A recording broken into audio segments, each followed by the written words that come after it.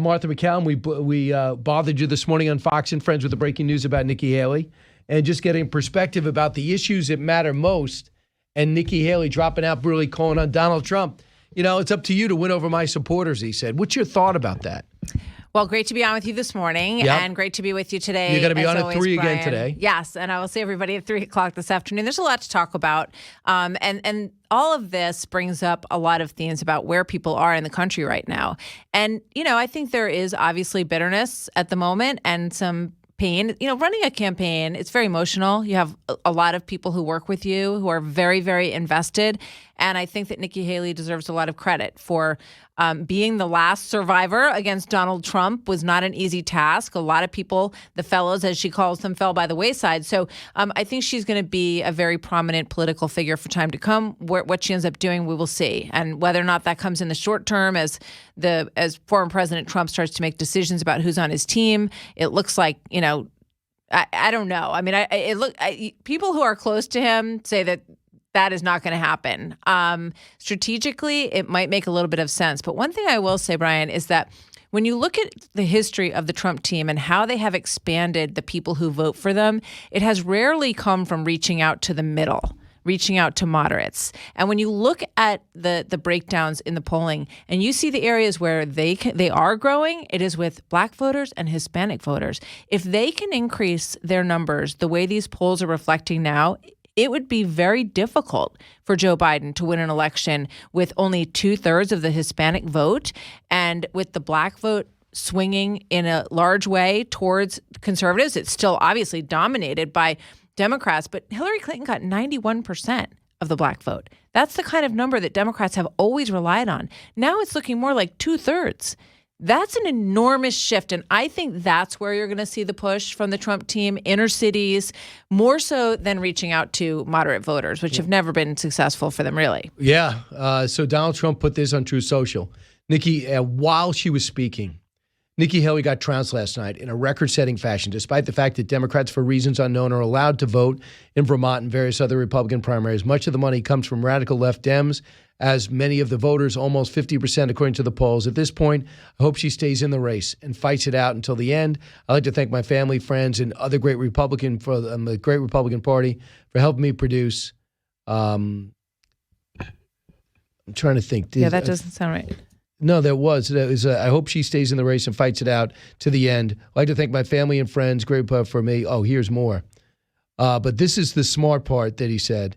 By far the most successful Super Tuesday in history, and would further like to invite all of the Haley supporters to join the greatest movement in the history of our nation. Biden is the enemy. He is destroying America. Make America great again. So I want the supporters, but he didn't say anything about her, which is, I guess, expected.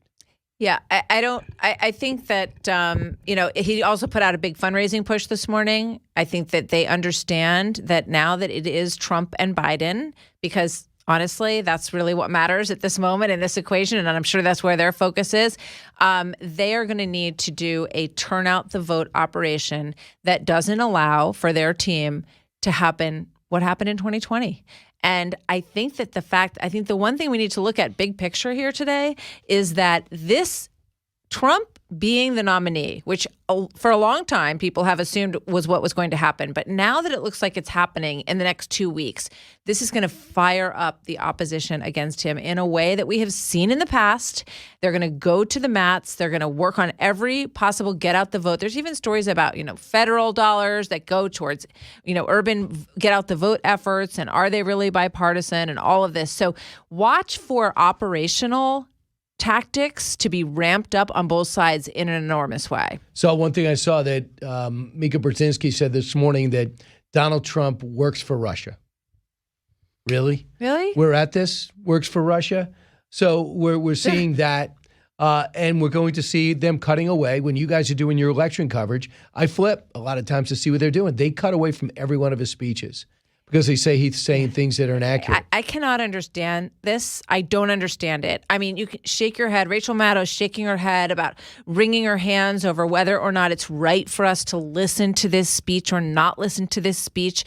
Are you covering the election?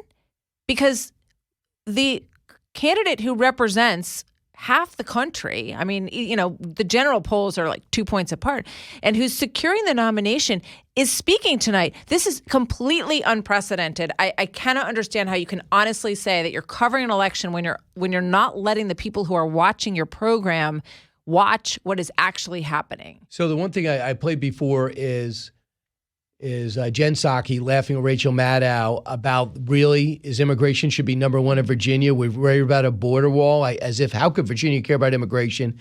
Bill Maloogian tweets out, well, by the way, you might want to know, 14-year-old was just raped by an illegal alien right in Virginia. And then I watched this exchange with Joe Kernan on CNBC and Pete Buttigieg. Cut 23. So the whole move to try to come up with something, that didn't come until it became clear it was going to be a major campaign issue. We know what President Biden said about inviting people in. We know that he got rid of all the things that were keeping the border closed that President Trump had put in. We know that he got rid of all those. So when you say it's not his fault, that's literally not true. It's literally not true that he got rid of the It's true he got rid of family separation. Got rid of family separation. That lasted a couple of weeks. Got rid of family separation. We're missing 82,000 kids. They never acknowledged the crime element. Just Talk people about came through. separating families. Yeah. People know that you can only get your kids across if you send them basically on their own.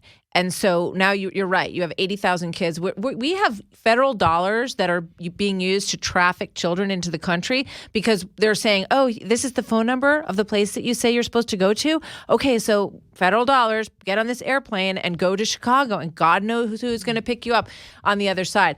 But back to this Jen Psaki sound and how incredibly out of touch they are on this issue. And maybe, like I said this morning, maybe they should stop turning off when people are talking, because maybe then they would understand why this is the number one issue in the country right now. And maybe they would take a look at this number, Jen Psaki.